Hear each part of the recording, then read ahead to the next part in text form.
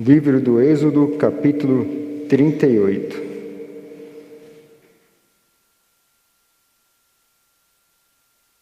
Vamos fazer a leitura do versículo 21 até o versículo 31.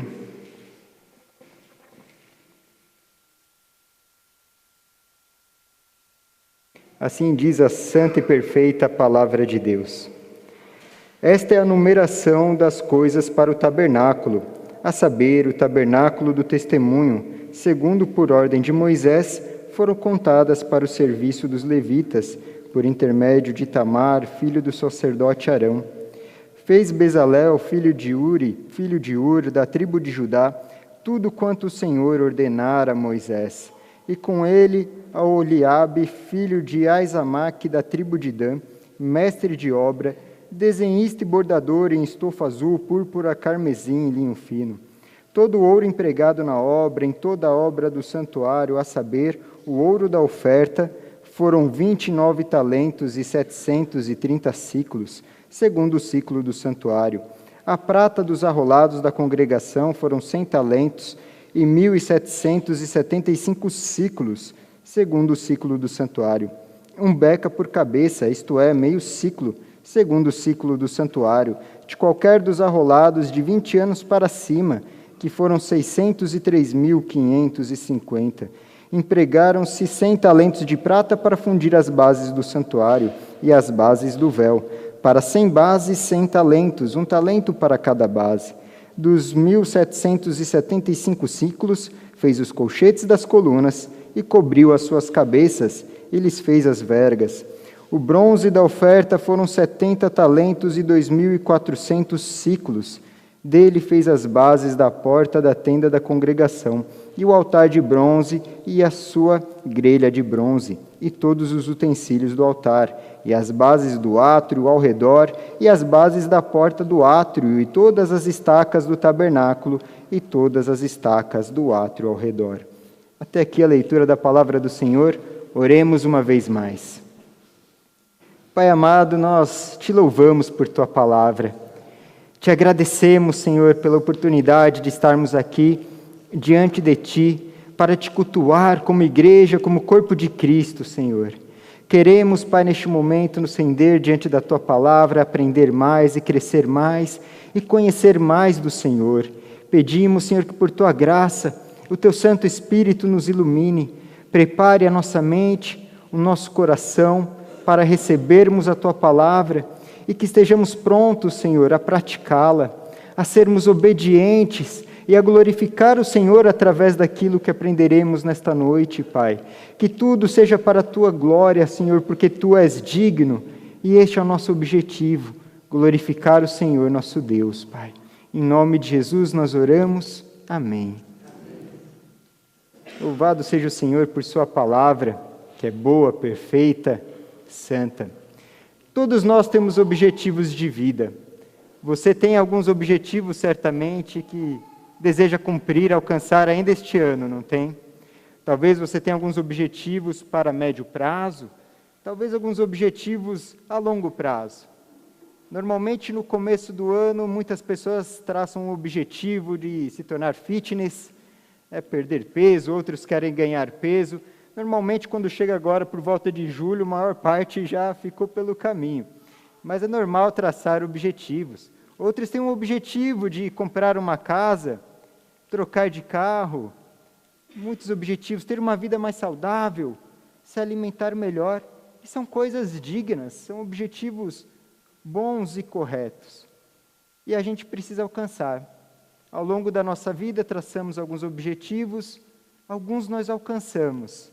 Você se lembra de algum objetivo que você já alcançou na sua vida? Alguns acabam realmente ficando para trás. Você se lembra de algum objetivo que você colocou no seu coração e você não alcançou? Pois bem, no texto que nós acabamos de ler, nós vemos um relatório de um objetivo alcançado pelo povo de Israel. Um objetivo alcançado em obediência à ordem do próprio Senhor, que foi entregue para o povo através de Moisés. Moisés, que ali já figurava, representava a Cristo Jesus, Da mesma forma que Jesus é o nosso mediador para com o Senhor, Moisés representava essa mediação, pois mediava o povo de Israel no seu contato com Deus. Receberam uma ordem, e aqui nós temos o relatório de como a ordem foi cumprida, quem cumpriu, de que forma, o que foi feito. Da mesma forma, embora todos nós tenhamos alguns objetivos particulares de vida, e certamente dignos, todos nós como igreja temos um objetivo também a alcançar. Um objetivo que foi colocado diante de nós pelo mediador Jesus Cristo. Mateus capítulo 28, do versículo 18 a 20, o Senhor Jesus nos dá uma ordem bem clara. Ele diz que toda autoridade lhe foi dada sobre os céus e a terra. Em seguida diz: ide, fazei discípulos de todas as nações, batizando-as em nome do Pai, do Filho e do Espírito Santo, e ensinando-os a obedecer tudo que vos tenho ordenado. Esse é um objetivo que nós temos juntos, como corpo de Cristo. E é um objetivo que ainda não terminamos, ainda não alcançamos. Assim, o tema do sermão desta noite é: alcance o objetivo. E nós vamos ver na palavra de Deus algumas formas pelas quais nós podemos alcançar este nosso objetivo tão importante. O primeiro deles é: seja fiel na administração dos talentos. O Senhor, teu Deus, te deu talentos e dons, não deu? Nós podemos olhar na palavra e ver que realmente a ordem dada por Moisés foi realizada, o relatório foi feito, as coisas foram contadas para o serviço dos levitas, por intermédio de Itamar, filho do sacerdote Arão. Nós vemos estes homens que trabalharam na obra. Bezalel, filho de Uri, filho de Ur, da tribo de Judá, fez tudo quanto o Senhor ordenara a Moisés. Nós vemos aqui alguns homens supervisionando as obras, outros contando o que foi feito, administrando recursos. Vimos que com este homem, Bezalel, estava Aholiabe, que era mestre de obra, desenhista e bordador em estofa azul, púrpura, carmesim e linho fino.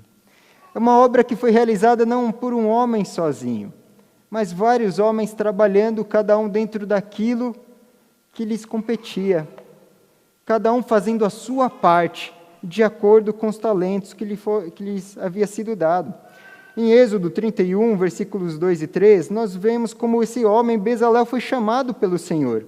Diz assim a palavra: eis que chamei pelo nome a Bezalel, filho de Uri, filho de Ur, da tribo de Judá, e o enchi do Espírito de Deus, de habilidade, de inteligência e de conhecimento em todo o artifício.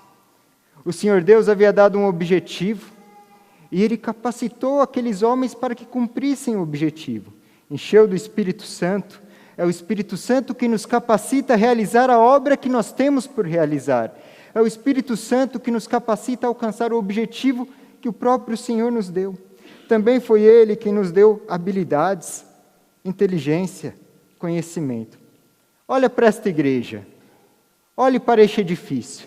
Não foi uma pessoa sozinha que o construiu. Essa igreja, eu sempre comento com a minha esposa, é muito bonita. Temos aqui um púlpito muito bonito e alguém projetou este púlpito. Alguém foi lá e colocou a mão na massa e construiu este púlpito. Alguém pintou essas paredes. Alguém pensou na ordem dos bancos, em como os bancos seriam. Não foi uma pessoa sozinha que realizou este trabalho, mas várias pessoas juntas, cada uma exercendo o seu dom e o seu talento com o objetivo em comum de glorificar a Deus.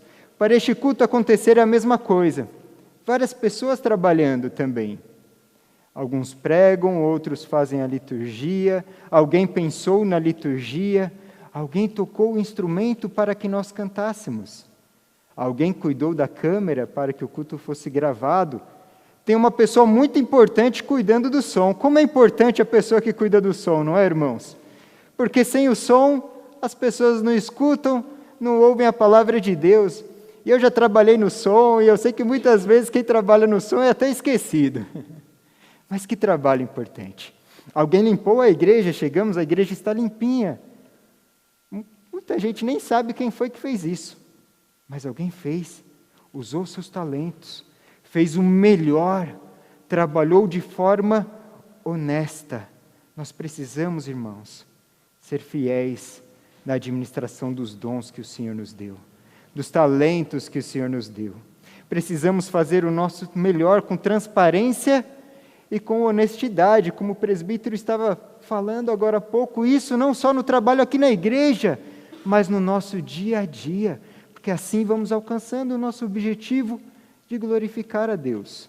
Trabalho honesto hoje em dia é uma coisa rara, poucos trabalham honestamente, muitos fazem só aquilo que é o mínimo necessário para garantir o salário no final do mês.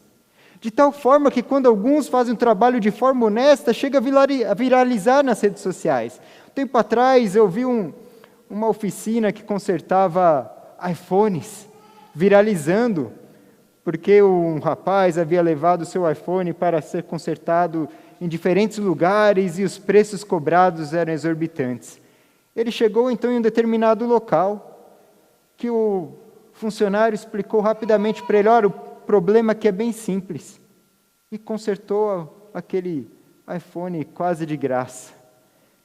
E foi uma coisa tão incrível que viralizou, alguém que trabalhou de forma honesta. Nós também precisamos realizar o nosso trabalho de forma honesta, porque quando a gente trabalha, tendo em mente que tudo que fazemos é para o Senhor, nós trabalhamos diferente. Nós nos tornamos funcionários diferentes, porque somos funcionários que não estão apenas preocupados em fazer o mínimo necessário para que o nosso patrão nos pague o salário, mas alguém que trabalha pensando em glorificar ao Senhor, em fazer a diferença.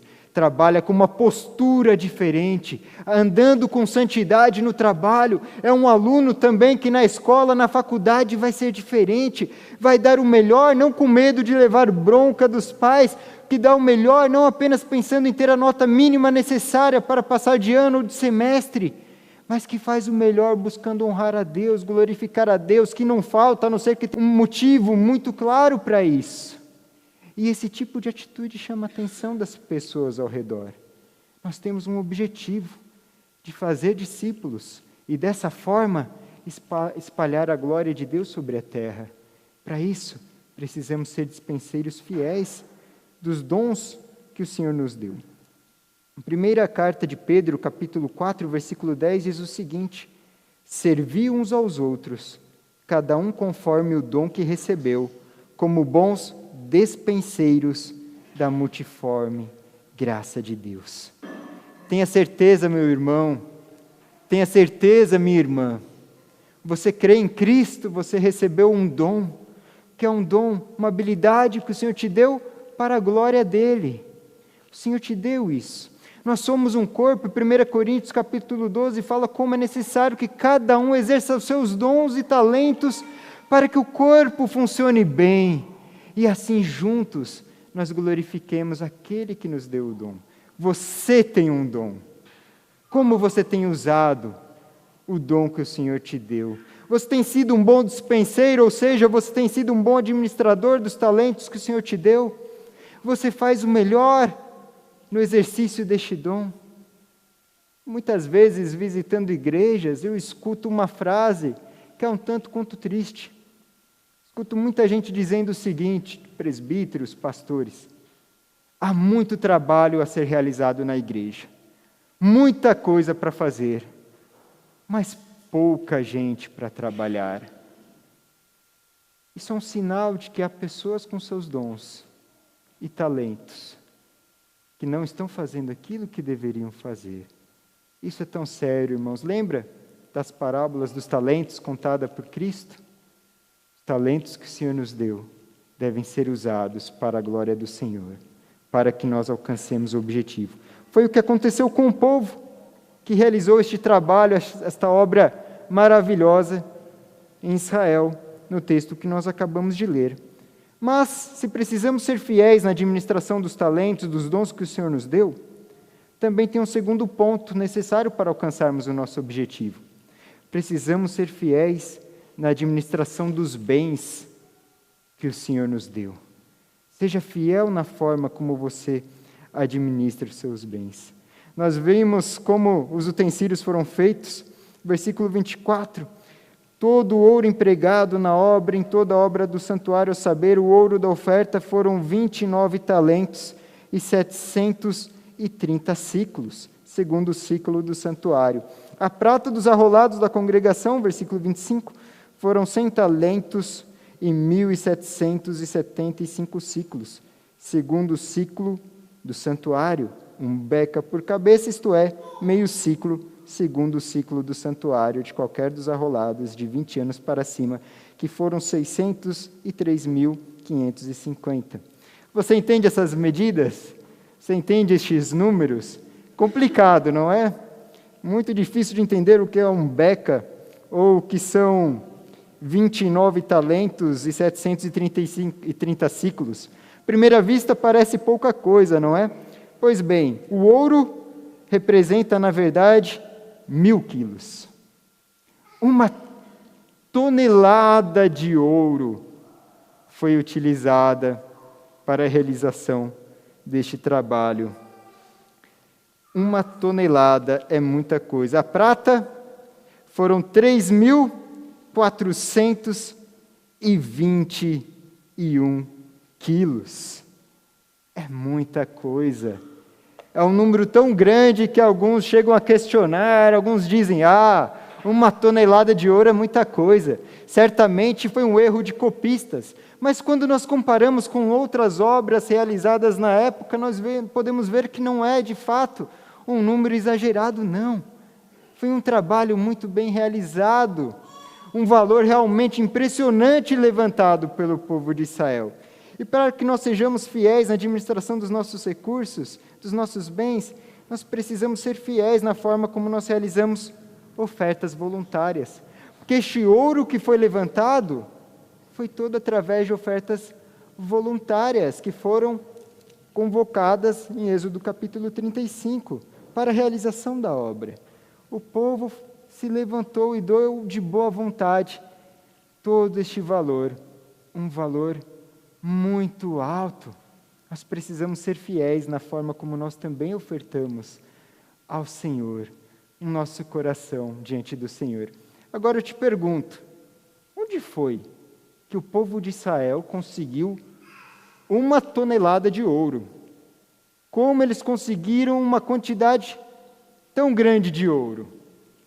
Minerar naquela época não era fácil. Eles haviam saído do Egito havia pouco tempo. O trabalho de mineração é um trabalho muito difícil. Até falando com as crianças aqui no momento, com licença aos mais eruditos, mas tem um jogo de mineração muito comum nos computadores, no celular, chama-se Minecraft, em que o personagem vai para minerar o ouro, ele para diante de um bloco, aperta o botão e rapidamente está pronto ali o ouro. Questão de segundos, minera-se o ouro. Basta você ter ali a picareta correta para fazer este trabalho. Bom, no jogo é muito simples, mas na vida real sabemos que minerar não é tão fácil assim. É difícil encontrar o ouro, é difícil conseguir as ferramentas corretas, peneirar e conseguir então o ouro correto. Também o povo de Israel não era um povo que estava fazendo comércios e vendendo coisas e assim conseguindo ouro. Como eles conseguiram tanto ouro? A maior parte deste ouro veio dos espólios do Egito. Quando saíram da escravidão, levaram consigo grande quantidade de bens, ouro, prata e bronze. No momento em que o povo foi ofertar para o tabernáculo, eles tinham em mente que aquele recurso que eles tinham havia sido graça de Deus sobre eles. Eles sabiam que eles não mereciam aquele valor todo, eles sabiam que tudo aquilo havia vindo do próprio Senhor. Irmãos, nós entendemos também que os bens que nós temos vieram do Senhor. Às vezes nós somos tentados a acreditar que fomos nós que conquistamos aquele dinheiro, que fomos nós que conquistamos o recurso, com o suor do nosso trabalho, com os talentos que nós temos. Mas lembre-se do que nós vimos na primeira carta de Pedro. Os talentos utilizados para adquirir os recursos vieram de Deus. Quem abriu a porta para o trabalho? O Senhor. Quem te deu inteligência para fazer cursar a faculdade? O Senhor. Quem te deu saúde para conseguir isso? O Senhor. Tudo, absolutamente tudo que nós temos é graça do Senhor. Não há mérito nosso nisso. Da mesma forma que nós precisamos ser bons administradores dos talentos e dons que o Senhor nos deu, nós precisamos ser bons administradores dos recursos que o Senhor nos deu, tendo em mente não apenas aqueles nossos objetivos secundários dos quais tratamos no início deste sermão, mas tendo em mente sempre o nosso alvo principal, o nosso objetivo principal, glória de Deus, fazer discípulos, levar o Evangelho, e nós fazemos isso através também das nossas ofertas voluntárias. Segunda carta de Paulo aos Coríntios, capítulo 9, versículo 7 diz: cada um contribua segundo tiver proposto no coração, não com tristeza ou por necessidade, porque Deus ama a quem dá com alegria. Nós só seremos capazes de ofertar na obra do Senhor com alegria se reconhecermos que tudo que nós temos, na verdade, não pertence a nós, é dele. Tudo é dele. Tanto os nossos bens materiais, o carro, a casa, como os recursos no banco, pertencem ao Senhor. Sejamos diligentes como cuidamos das ofertas, mas também sejamos diligentes nas coisas pré-estabelecidas pelo Senhor, como é o caso do dízimo. A prata levantada para o trabalho, os 3.421 quilos, foram levantados através de um imposto pré-estabelecido para os homens em idade militar. No censo, os homens foram contados, nós temos aqui a quantidade de homens contados, que foram 603.550 homens. Sobre estes homens havia um imposto equivalente a 6 gramas de prata cada um. O próprio Jesus, no Novo Testamento, também paga este imposto. Isto era algo obrigatório que todos deveriam fazer. Era um valor de fato pequeno, mas que todos contribuindo, se tornou um valor tão grande, irmãos. 3.421 quilos foi o resultado da oferta de 6 gramas de cada um daqueles homens. Irmãos, todos nós podemos contribuir diante daquele objetivo que nos é proposto. Não existe algo que seja pouco diante do Senhor. Da mesma forma, eu particularmente não acredito que exista alguém tão pobre que não seja capaz de dar o dízimo. Uma pessoa que ganha R$100, o dízimo de R$10, não vai tornar a situação dela mais difícil do que já está, também não vai torná-la mais rica, mas é a fidelidade naquilo que o Senhor coloca diante de nós. Em Mateus capítulo 23, versículo 23, fica claro que o dízimo não deveria ser omitido, não deveria ser esquecido. É algo pré-estabelecido pelo Senhor. As ofertas voluntárias, nós podemos dar de acordo com o nosso coração. O dízimo não, ele foi pré-estabelecido. E é importante a nossa fidelidade, seja no pouco, seja no muito. Estes homens, cumprindo com o pouco que havia sido proposto, realizaram uma grande obra. Saiba, meu irmão, minha irmã, que você não é insignificante para a obra de Deus. Você é importante. O Senhor te deu dons, te deu talentos, te deu recursos para realizar um objetivo tão importante para a glória dEle. Seja fiel na forma como você administra esses recursos que o Senhor te deu. Seja fiel, sabendo, reconhecendo que tudo veio dEle, por meio dEle e para a glória dEle. É o que está escrito em Romanos 11:36.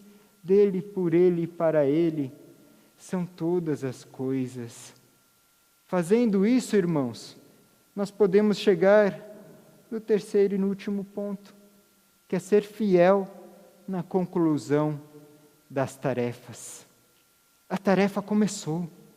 O Senhor Jesus nos deu a ordem, Ele disse, façam discípulos, e a tarefa foi iniciada por aqueles 12 homens, pregando o Evangelho, aquele punhado de discípulos do Senhor, iniciaram a obra. Rapidamente o Evangelho se espalhou por muitos lugares, igrejas foram plantadas, homens deram a vida, deram o sangue para a pregação do Evangelho, utilizaram os seus dons, utilizaram seus talentos, utilizaram seus bens, os seus recursos e pregaram o Evangelho. Mas a obra ainda não está concluída. Ainda não terminamos. Há muito ainda o que ser feito. Por mim. Há muito o que ser feito. Por você. Há muito o que ser feito por nós como igreja. O Senhor Jesus nos deu uma ordem de fazer discípulos. Quantos discípulos você já fez na sua vida cristã? É uma ordem. Precisamos cumprir. Além de fazer discípulos, eles devem ser batizados e em seguida nós devemos ensinar a eles o quê? O básico da fé. Precisamos ensinar a eles apenas a crer no Senhor Jesus e acabou o nosso trabalho. Não. Precisamos ensinar a eles tudo o que Cristo nos tem ordenado. E tudo, no original, no grego é tudo. Tudo. Ensinar tudo. Temos um grande trabalho a ser feito. Precisamos concluir a tarefa. Imagina se no momento aqui do relatório, no texto em que nós lemos, o relatório fosse, bom, deveríamos construir alguns utensílios de prata, de ouro, de bronze, mas não houve recurso suficiente, então nós fizemos apenas alguns caixotes de madeira. Bom, não havia quem trabalhasse com ouro, não havia quem trabalhasse com prata, fizemos o que deu para fazer, alguns utensílios de cerâmica, porque as pessoas só sabiam trabalhar com cerâmica. Olha, não houveram recurso suficiente, não conseguimos completar o tabernáculo. Imagina algo assim acontecendo, diante de uma ordem dada pelo próprio Senhor. Isso de fato já aconteceu uma vez também na história. Em Abacuque, nós temos, no livro de Ageu, nós temos o Senhor exortando o seu povo, porque eles estavam vivendo em casas muito bem construídas e bonitas, enquanto o templo, que deveria ser reconstruído, ainda não estava acabado. E no Ageu capítulo 1, versículo 4 está escrito: acaso é tempo de habitardes vós em casas apaineladas, enquanto esta casa, ou seja, o templo, permanece em ruínas? O Senhor chama o povo para terminar aquilo que havia sido começado. Voltando do exílio, o templo estava sendo reconstruído, mas não estava terminado. Muitos começaram a ser negligentes, começaram a cuidar cada um da sua própria vida e deixaram de lado aquilo que o Senhor havia ordenado, a conclusão do templo. Nos nossos dias não é muito diferente. Enquanto há tanto a ser feito, muitos de nós estamos confortáveis cuidando da nossa própria vida, usando os dons e talentos que o Senhor nos deu para enriquecer, usando os dons, talentos e os recursos que o Senhor nos deu para investir em conforto para nós mesmos, enquanto há tanto trabalho ainda a ser realizado. Isso está correto, irmãos? A tarefa será concluída. Nós vemos aqui no texto a forma maravilhosa como foi concluída. Versículo 27, empregaram-se 100 talentos de prata para fundir as bases do santuário e as bases do véu. Para 100 bases, 100 talentos, 1 talento para cada base. Dos 1.775 ciclos fez os colchetes das colunas, e cobriu as suas cabeças e lhes fez as vergas. O bronze da oferta foram 70 talentos e 2.400 ciclos. Dele fez as bases da porta da tenda da congregação e o altar de bronze, e a sua grelha de bronze, e todos os utensílios do altar, e as bases do átrio ao redor, e as bases da porta do átrio, e todas as estacas do tabernáculo, e todas as estacas do átrio ao redor. Imaginando esse trabalho concluído, bases de ouro, colunas de prata, utensílios de bronze, com certeza era uma visão magnífica, uma visão maravilhosa. Você consegue imaginar o brilho que havia naquele local? era um local que quando as pessoas olhavam, glorificavam a Deus. O objetivo concluído, porque o objetivo final era que o Senhor fosse glorificado naquele lugar que representava a presença do Senhor. Um local tão importante e construído de uma maneira tão linda, tão magnífica, tão preciosa. Hoje não há mais templo. Os templos somos nós. Este local é um prédio, é um edifício. No dicionário, este local é chamado de templo, porque, de acordo com o dicionário, templos são os lugares em que se realizam atividades religiosas. Então, nesse sentido, podemos chamar este local de um templo. Mas, biblicamente falando, isto aqui não é um templo, é um prédio. Não há nada de místico e de espiritual nestes tijolos. Se um dia vocês se mudarem daqui para uma outra casa, um outro prédio, a igreja estará se mudando para aquele outro lugar, e aqui poderá se tornar qualquer outra coisa. Não faz diferença. O verdadeiro templo é você. Você é o templo do Espírito Santo, e juntos somos a igreja de Cristo. E como você se tornou o templo do Espírito Santo? Se não através da pregação do Evangelho, pregação da palavra de Deus que despertou a vida no seu coração. Se não foi o Espírito Santo que te chamou, se não foi o Senhor que te deu a vida pela ministração da palavra. Você hoje é um adorador, você é hoje alguém que glorifica a Deus e que representa a presença do Senhor por onde você for. Lá no seu trabalho está o templo do Senhor porque você está lá. Na sua escola está o templo do Senhor porque você está lá. Mas o trabalho ainda não foi concluído. Há muitos templos ainda para serem alcançados. Há muitos eleitos do Senhor espalhados por este bairro, aguardando que o Evangelho chegue a eles. Há muitos eleitos do Senhor nessa cidade, uma cidade tão grande como São Paulo, aguardando que o Evangelho chegue a eles. Há pelo mundo, sabe quantos povos ainda sem nenhuma presença missionária? Sabe quantos povos sem nenhum cristão? Mais de 2.000 povos nesta situação. O trabalho não está terminado. Não podemos, irmãos, ficar acomodados com os nossos dons e os nossos talentos, usando apenas para nós mesmos, com os nossos recursos financeiros sendo usados apenas para nós mesmos. Se formos fiéis administradores dos nossos dons e talentos, se formos fiéis administradores dos nossos bens, dos recursos que o Senhor nos deu, concluiremos a tarefa. E há uma tarefa para nós, na nossa geração. Nós somos responsáveis por este momento. O Senhor te colocou no mundo agora. Você não nasceu na época errada. Eu escuto muita gente brincando, eu nasci no tempo errado, eu queria ter nascido em tempos atrás, em outras épocas. Não, você não nasceu no tempo errado, Deus é perfeito. Ele colocou você, te capacitou com dons e talentos e te deu recursos para alcançar esta geração. É para este momento que você foi criado. É para este momento que você existe. E lembre-se, você não é insignificante. Você é importante para a realização dessa obra, para que juntos alcancemos o objetivo de espalhar a glória de Deus sobre todo o mundo. Se fizermos isso corretamente, mais facilmente alcançaremos o objetivo de fazer discípulos e de ensinar tudo aquilo que o Senhor nos tem ordenado. Irmãos, precisamos levar a palavra do Senhor com tudo o que nós temos. Precisamos dispor de toda a nossa energia, de toda a nossa força, dos nossos dons, talentos e recursos para levar a palavra de Deus. A palavra de Deus deve ser levada a todos gratuitamente, através das nossas ofertas voluntárias e dos nossos dons. Nós vivemos na época dos coaches, em que muita gente ensina como alcançar o objetivo e cobra caro por isso. Tem gente que cobra caro para te ensinar como emagrecer, para te ensinar como ficar rico, para te ensinar a tantas coisas. Tem gente que vende curso ensinando a vender curso. Todo tipo de coaches. E tem muita gente vendendo a palavra de Deus.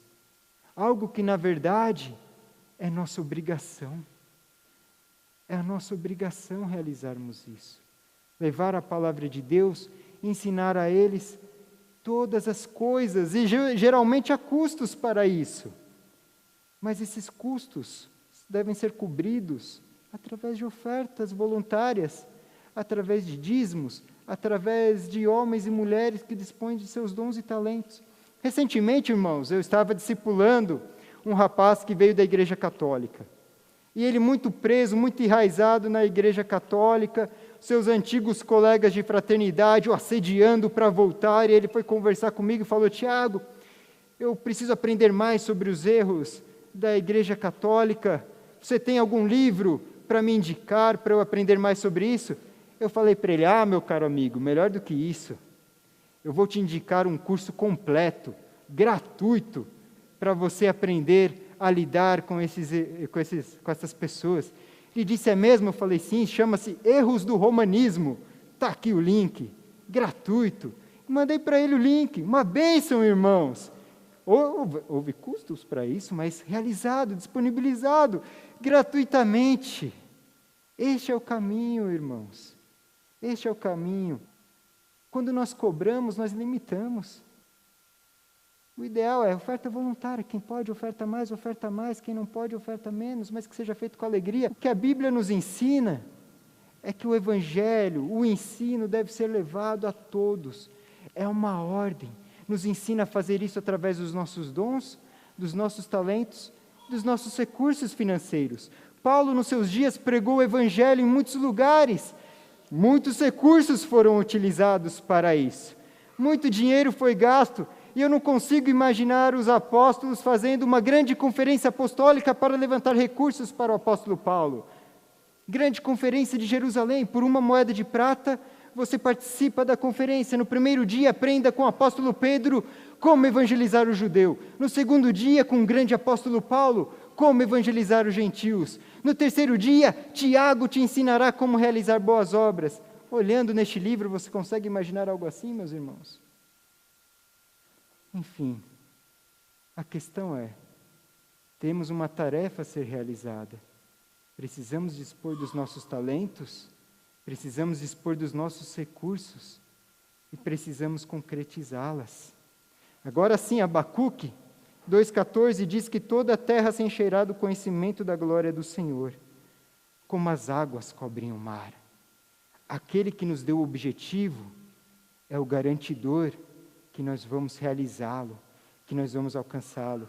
Mateus 24,14 diz que este evangelho do reino será de fato pregado em todo o mundo, em testemunho a todas as nações, e então virá o fim. É uma afirmação, isso acontecerá, o evangelho chegará a todos, o objetivo será concluído.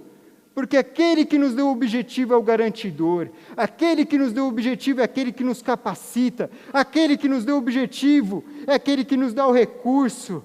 Ele é o nosso garantidor, aquele que tem toda a autoridade sobre os céus e sobre a terra. Irmãos, os intentos do Senhor fatalmente se cumprirão. Por isso, irmão, concluímos dizendo: seja fiel na administração dos seus talentos, dos seus dons. Dê o seu melhor para o Senhor, onde você estiver, no serviço, na igreja como um todo, e no seu serviço, onde você estiver. Seja fiel na administração dos bens que o Senhor lhe deu. Administre bem os seus recursos. Oferte com alegria. Seja um dizimista fiel para a obra do Senhor. E não se acomode. Seja fiel na conclusão da tarefa. Temos um objetivo à nossa frente, um objetivo para alcançar. Não se distraia, meu irmão. Ainda não está concluído. Vamos juntos, irmãos. Vamos concluir essa tarefa juntos, como igreja, como povo do Senhor, para a glória do Senhor. Que assim seja. Que toda a terra se encha e fatalmente se encherá do conhecimento da glória do Senhor. Que o Senhor continue a nos abençoar e a nos capacitar para isso. Em nome de Jesus.